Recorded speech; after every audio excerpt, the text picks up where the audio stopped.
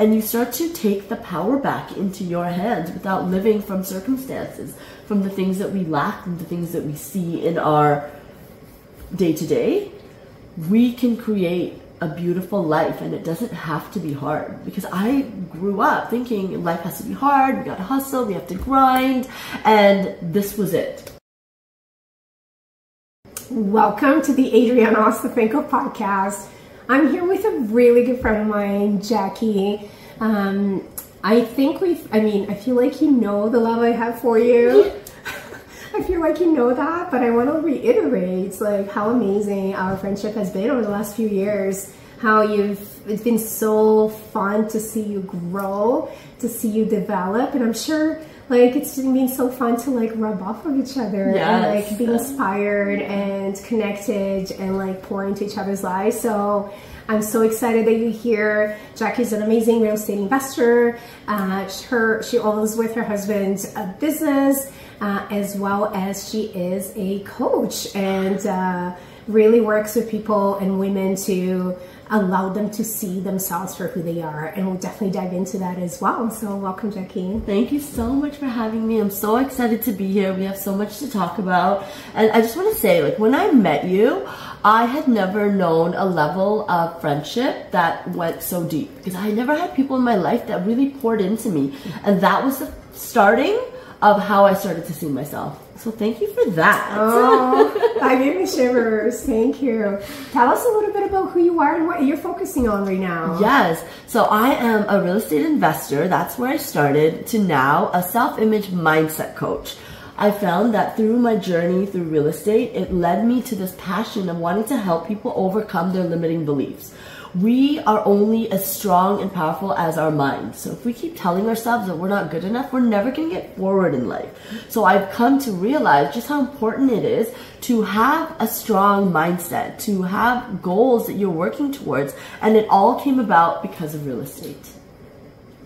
So first of all, I've seen you grow into that from where you started and some of the conversations that we had and where you were, and ultimately how you have practiced what you're preaching right now, and how like I've seen that change your life and your reality and who you have become and continue to become by literally confronting and facing your limiting beliefs and pushing past them, even though it's uncomfortable, it's painful, I know. It's fearful, it's doubtful, all the things. You have consistently pushed past them and really created this new reality for yourself. Yeah, it's been unbelievable. When I started to study and learn about the mind, that's where everything changed. When you start to become aware, it's like something just opens up. Like you wake up all of a sudden, you're like, oh my gosh, okay, I'm not my thoughts. I'm not this reality that I was living, because I can create something new. And you start to take the power back into your hands without living from circumstances, from the things that we lack and the things that we see in our day-to-day. We can create a beautiful life, and it doesn't have to be hard, because I grew up thinking life has to be hard, we gotta hustle, we have to grind, and this was it. There's nothing more. So when you start to understand how powerful the mind is, and you start to tune in and become aware of the thoughts that you think on a daily basis and say, hey, you know what, I can shift that. I can change that. I'm not gonna allow this thought to overtake my sense of who I'm being for the day, or my state of being. If I'm happy and I wake up, well, and then I start feeling like, oh my gosh, like, why am I doing this? Is this really for me? Like, you can really spiral down very, very deeply down a hole of sadness and upset, and then you kind of stay there. But if you can conquer those thoughts and learn to shift them, you can really be unstoppable. Give me an example of how this played out in your life, from like a limiting belief that you have. How did you like practically start to change your thoughts around it, and like where did it take you to? It started from becoming aware that I was having these thoughts. So I had a lot of self-doubt, a lot of feeling like I'm not good enough, or just, you know, relying on my husband for everything, thinking that, you know what, this is it. He's the one that makes the money. He's the one that is going to be at the forefront of things. Let me just take a step back. Like I didn't even know I had a light within me. Okay, number one. Never mind like allowing it to shine and being okay with it shining and not feeling guilty that you're going to step on other people's toes. Right? Because I feel like we always have that sense of, well, let me not be too loud because this person might be upset, or something in our past that's told us, or as children, oh, be quiet, like dumb yourself down so other people don't feel as bad. But no, like we are all created equally. And I had to overcome those thoughts because I wanted more from my life. I wanted this I still do. I want this expansive, extraordinary life. And if I play small, how far am I really going to get? It's not going to happen. So I started to understand that when I had a thought of I'm not good enough, I had to find a positive thought, such as I'm so worthy of this, and repeat it to myself. I started to journal, something I'd done when I was younger, but during life I let go of that practice, and only recently, like writing out how I feel every single day. When I wake up in the morning, setting the intention that I'm going to have an amazing day and not fall victim to like feeling bad around certain things, and just kind of like, it's a practice, it's a muscle. The more you keep doing it, the more you will build it and strengthen it. As you're saying that, part of what's crossing my mind is I feel like it's so prevalent for women specifically. Oh, yes. To have some of this negative self-talk. Yes. And to dumb down, because you said I didn't know your light. I'm like, you're the most bright person that I know, literally, in every level, like your energy, your aura, your persona, how you show up, how you talk, your eyes, like how you feel, like all of it. You're so bright that it's so hard to believe that at some point you did not see the light within you. Yeah. No. Like, you know what I'm saying? To somebody from the outside, it's so crazy to believe that was ever the case. And I'm so happy and so thankful that you are sharing that light and you are putting yourself out there and you're not playing small anymore. Yeah. So huge congratulations on that, like alone. I'm so excited that you are now able to coach other women through that experience. I think we all feel that way at some point. And yes. Right? And new levels of it too. Like, so I noticed I have conquered so many limiting beliefs, but then other ones appear. Yeah, they creep up. Sometimes they're new, sometimes they're old patterns. Yeah, exactly. And that's the thing. It's recognizing the old patterns because it's familiar. It's familiar to feel a certain way. It's like our body gets used to that feeling. So it's almost like we have to walk a new path. We have to like walk on the grass and make a new pattern. And to do that, it's constantly reminding yourself, bringing yourself back to, where have I been and where am I going? Because I don't want to stay where I've been. I want to keep moving forward. So how do you know where you're going? Great question. Seeing the vision for your life, asking yourself, what would you love? Like, what would I love? Like, I had to sit with myself many times after doing this exercise with my coach. And it was like, oh my God, I can ask myself that question. I'm always asking other people, like, what would you love? Or like, it's so easy to support other people in their dreams, right? But when it comes to yourself, it's so easy to see other people. Yes, it's so hard to see yourself. Yes. It is. Yeah. But we've got to turn that inward. And we're doing ourselves a disservice if we don't become the change first. Because if you see my growth, I'm hoping that you will be inspired. It's the same with you. I'm like, oh my God, Adriana's doing this. Like, wow, that's incredible. Like, you set the pathway for change, and then I'm inspired by that. So that encourages me to step out into this light, to become great and grand. I believe our souls are here for expansion and fuller expression. We're not meant to just remain still. We're here to keep growing. So I feel like the latest, limiting beliefs that I started to become aware of in myself, that I've been like more intentionally working through, is money. Oh yeah, the money mindset. Let's talk about this for a second, because a few years ago when I started to I had already started to invest in real estate. We had started to grow our businesses, but money wasn't flowing like I wanted it to. Yeah. And I did really deep intentional work with a coach at the time to, you know, uncover what were some of my limiting beliefs around money. That's good. And to like work through healing them and replacing those patterns of thoughts. It was super intentional work. And soon after that, we had a huge, we just saw the money flowing in a massive way. Like very short period after I started working on that. And it's hard to believe there's no correlation there. You know what I'm saying? Like, open the floodgates. I changed my beliefs. And then like, we just received this huge like payout. Wow. Fast forward today. So it's been a few years. Our life, you know, has just gotten better and better when it came to finances. However, we're all facing an interesting situation right now. And you and I talked about that earlier. Interest rates have gone up significantly. Cost of living has gone up. Things aren't different than they were last year or the year before when it comes to finances. And I see myself falling into some old patterns. Ooh, that's interesting. You know, I see myself like having some old feelings around like scarcity or how hard it is to make money or like, and I think the big difference is now I'm aware. Yes, that's huge. You know what I'm saying? Because to your point, it all starts with awareness. Now I'm aware that these are coming up, and I'm aware that they're not true. Yes. And I can very intentionally start to replace them. Yeah. It doesn't mean that they don't show up, though. Exactly. You know what I'm saying? It's true. They do show up. I think no matter what we try, like we can do really well, but it's that pattern. Or when we look at things around us and we're like, oh, this is happening. Oh, just exactly to your point.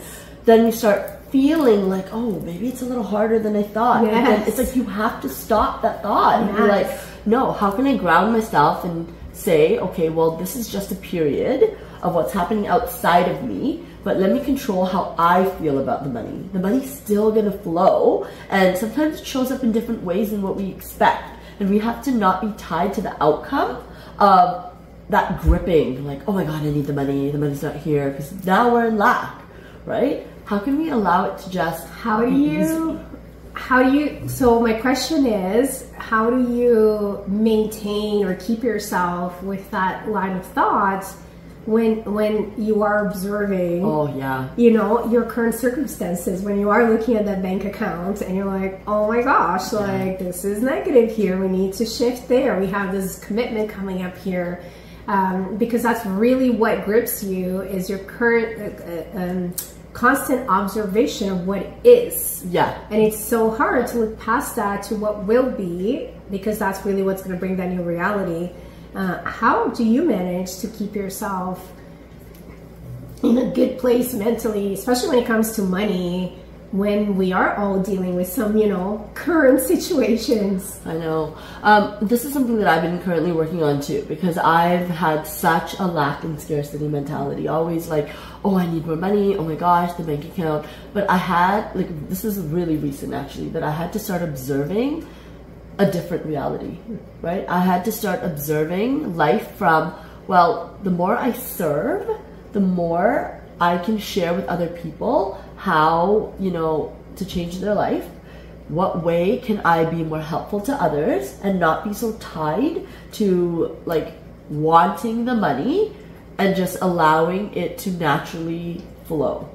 So it's a practice that I've been working on the last probably couple of weeks, and I'm like, okay, I have to come up with a different strategy because this isn't working. Me looking at my bank account and saying, oh my gosh, I don't have this, it creates this feeling. And we are energy, okay? We vibrate. Our thoughts and what we feel send out these frequencies. So if I'm sending out a frequency of lack and scarcity, what am I observing? That is all I'm observing. So I'm like, okay, how can I change this? Let me go into my imagination and let me start to feel what it's like when I have that money coming in. What would I do with the money? How can I help other people with me being abundant and staying in that feeling state, and like as much as I can try to carry that throughout my day, because it's observing a different reality. If we use our five senses to live from, then that's all we're going to see. But we have to go into our imagination and say, okay, you know what? This is a great feeling. And the more and more we tap into that, like it happens, it does. I want to talk to you about something called the perpetual transmutation of energy. I don't know if you know what that is. No, I haven't heard that term before. Okay. Tell me. So if you can see it in your mind and you can feel it by the natural laws of the universe, it will happen in your reality. Now, the time period, the gestation period, is a different story because we can never really know when it can happen in a month or it can happen in 3 months. Just like with you, busting through some of the limiting beliefs, all of a sudden you started seeing this overflow of things happening in your life.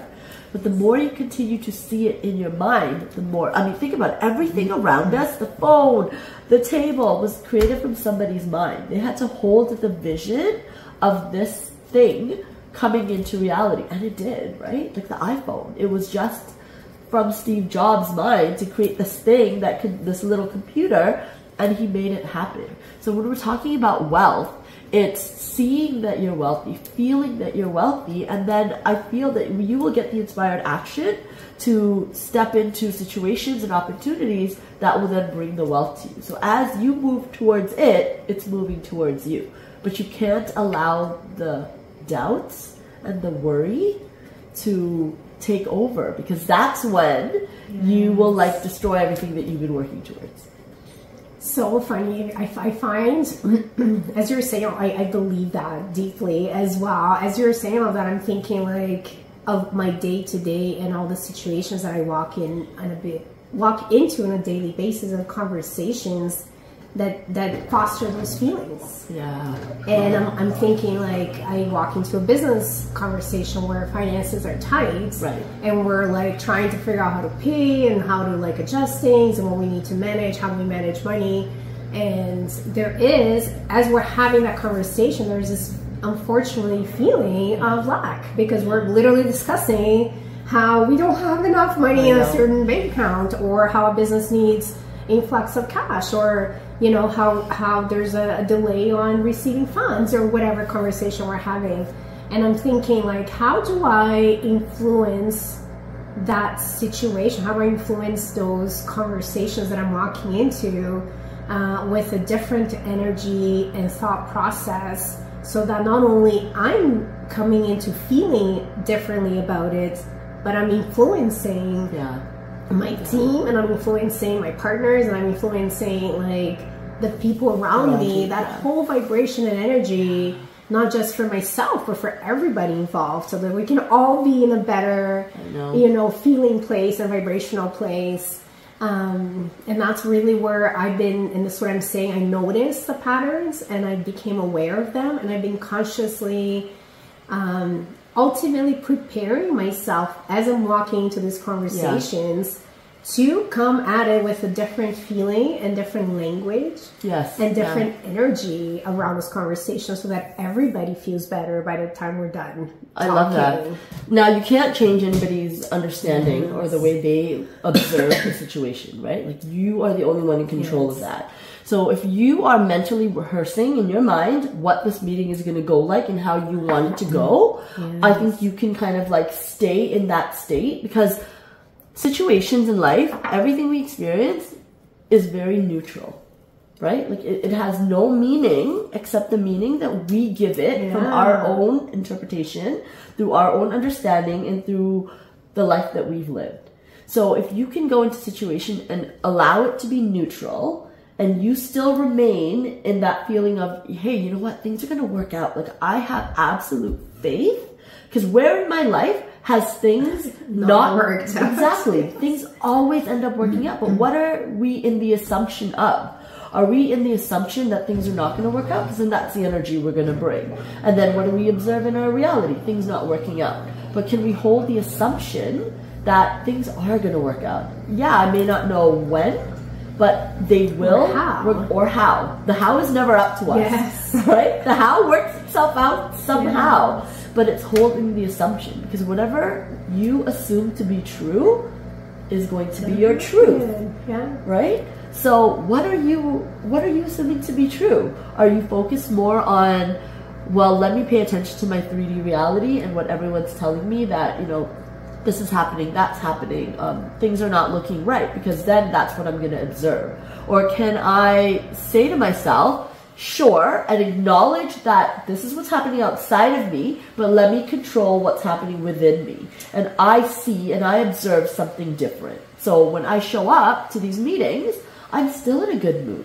I am speaking with confidence that, guys, you know what? I know this may look like this, but let's give it some time. Let's think of the solutions rather than focusing on the problem and the lack that we're in right now. 100%. And this is a shift that I started to make, to me, it feels like not that long ago. As you know, last October, I injured my hand. Yeah. And I'm glad it's back to normal. Right? Like, it's like perfect. I know. And it was such I honestly, we talked earlier before we were recording that unfortunately we end up learning a lot from pain. Yeah. You know, we do. I wish we learned before we ever got there, but I feel like a lot of the deep lessons that we learn come from pain. Yes. And as crazy as all this sounds, soon after it happened, I was having a conversation with a good friend, and she made a comment around like, how did you attract it? Or something like that.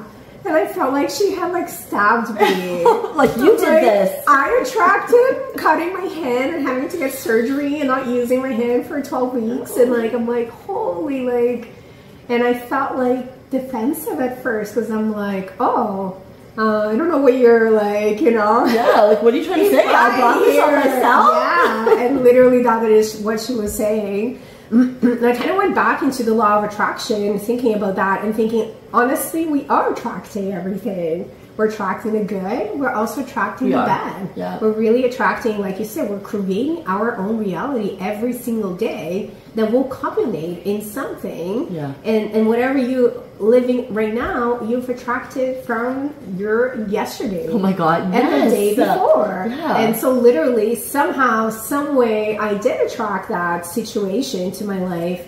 And it was a hard reflection to go into. But I also love learning, and I love, like, although it's painful to look within and confront certain things, it's hopeful to me because I'm like, I can learn something from this. I can bring even more joy and more growth into my life. And I really think, to me, the situation came because I did need to slow down momentum. Oh, that's huge awareness. The direction that I was going in. Right. And there was somewhere within me that knew that I needed to slow down so I can start to potentially change directions. Because think of momentum as like a fast racing car. Right. You're not going to all of a sudden be able to turn directions without slowing it down, right, or turn around. You can't really do much until you slow down. But when you're living your day-to-day life and you're in business and you have family and, you know, the craziness of life. Go. You build this huge momentum because your day, like, it's just, you have a task, you have not a task, and you have this, and you keep going. And I knew in the back of my mind that I needed to start to change directions, but I was so deep into the patterns, I didn't know how to stop. Of course you're not going to know, because how can you stop? You're not just going to say, well, let me just take like 3 months off right now. Exactly. No way. So then this happened.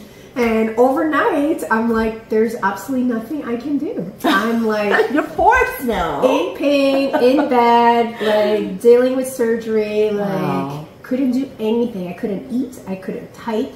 I couldn't like do anything. It was a complete halt on my life. Right. And I'm like, there's nothing I can do but to sit here and recover.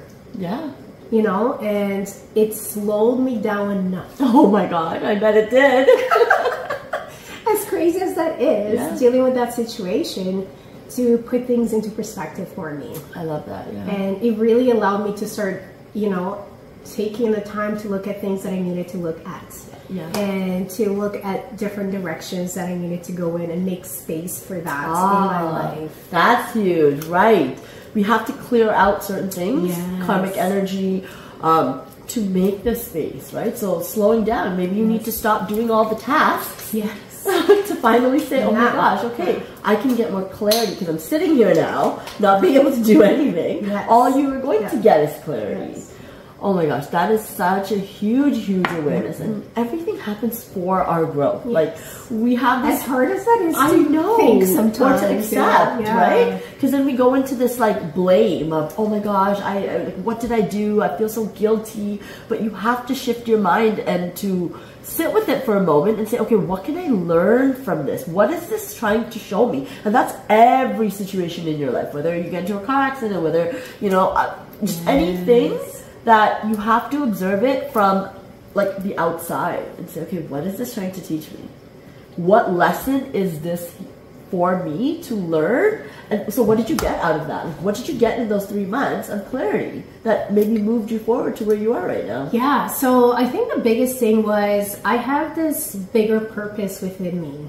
Oh, yeah, I love that. And I was build this momentum with the businesses and everything I'm doing, which I still like love and appreciate everything that's done for my life, but ultimately didn't feel like it was leading me in the path that I wanted to go to fulfill my bigger purpose. Right, yeah. Well, if you're in this loop of doing the same thing, thinking the same thoughts, and it's just repeating month after month, you're not going to feel that way. And here's the catch, and I wanted to dive into this topic. Here's the catch.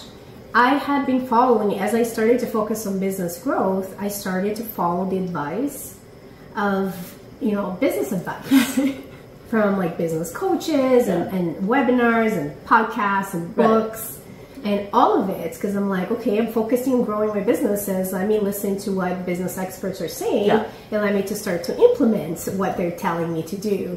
And that took me to filling up my calendar to its fullest with appointments, tasks, and meetings. That led me to like focusing on numbers and measurables and sales. That led me to focus on like, you know, just really like data and things that does bring results. You're right, yeah, it can. It does bring results, but it brings result with a lot of effort.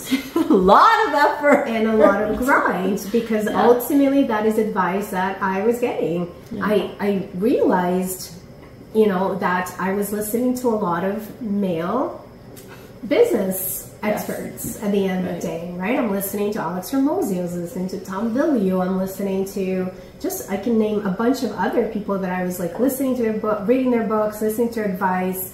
I attended a lot of like webinars and podcasts. I know you've attended some too, from like male business owners and speakers. And I'm not saying that there's anything wrong with anybody's way of doing things. I'm saying I need to live true to myself and not literally take somebody's skeleton for how they do things and just insert it into my life and try to make that work, thinking that that's the only way to grow your business, or thinking that that's the only way to experience progress and growth. Right. How did that make you feel when you had to fill up your calendars and you're looking at all this stuff? Because it creates a feeling. It felt great at first. Okay. Because I'm like, okay, like I do see results. Don't get me wrong. Like I feel like when you start going to the gym, it's hard, but you see results. You do, right? So like I'm like doing all the motions, and I'm seeing the results. I'm like, awesome. Like I'm paying attention. I'm following this advice, and I'm seeing like things moving forward. And it's not until like after and then builds momentum.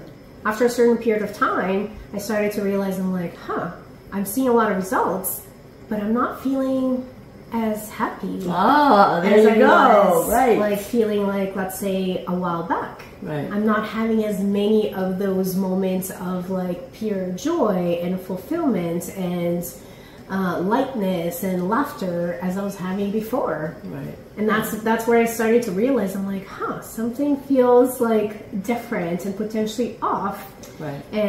But then I had already built this huge momentum. Yeah. You know, and I had already all the calendars scheduled for months in advance, and I had all the meetings, and I had all the like plans, and I had all the measurables and the quarterly goals, and I had it all set up already. It just sounds like you were just like, it's like go, go, go, go, go, go, go, go, go, go. Yeah, because I'm sorry, but that's kind of what you're told to do. Yeah. I don't know. Plan out your year, do your quarterly goals, do your measurables, your weekly goals. Now meet with your team regularly and make sure you're fulfilling and check the measurables. Like, so I was doing all the things. What energy is that in though? That's a good question. Like I don't know. I don't even know like how to answer that. What do you think? Well, I've learned that we have this masculine feminine energy, right? Which to me, it was a very foreign concept until I started to observe it. And I'm like, yes, this masculine energy, not talking about male or female, but it's the energy that we bring to our day to day. Masculine being the hustle, the grind, the do, the agenda, everything that you just said. Whereas the feminine energy is the ease, the flow, the spiritual fulfillment, and then moving into the doing. Because we're always going to have to do. We're always going to have to take action. But in what energy are we taking the action? Yes. So